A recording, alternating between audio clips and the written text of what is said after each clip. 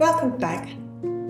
Today's letter is to Ethan Perez, a research lead at Anthropic, the company behind the helpful, harmless and honest Claude systems. His research focuses on ensuring AI systems are robust and safe, with a specific emphasis on reducing the risk of catastrophic outcomes.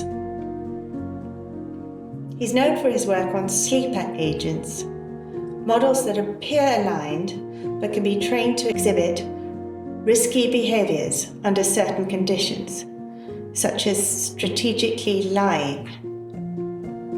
Dear Ethan, in your papers, the concepts helpful, harmless and honest appear straightforward.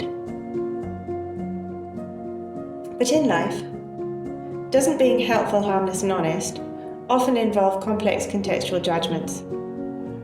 Distinguishing between lies, omissions, strategic withholding and contextually appropriate discretion, for example, requires understanding things like intent, audience, consequences, and social dynamics.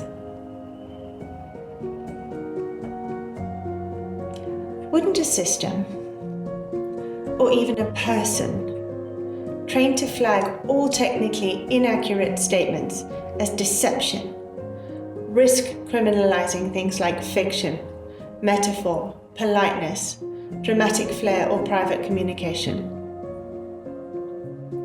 More importantly, helpful, harmless and honest often conflate. Being completely honest about uncertainty might reduce helpfulness. Being maximally helpful might require omissions that technically count as deception. Being harmless might mean refusing to provide accurate information in some contexts. Don't these ideas require contextual judgment, cultural awareness, understanding of power dynamics, and most importantly, personal investment in the stakes? Isn't that ethical reasoning not just pattern matching?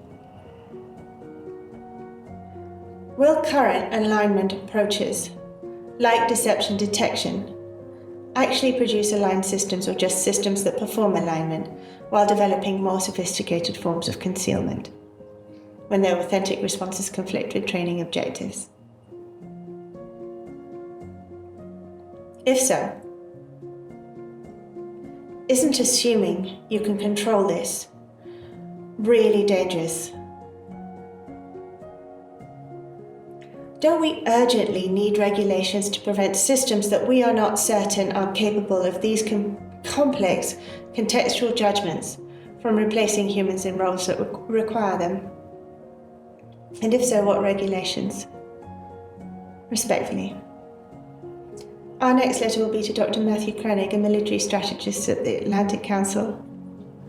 Thank you to anyone who listened.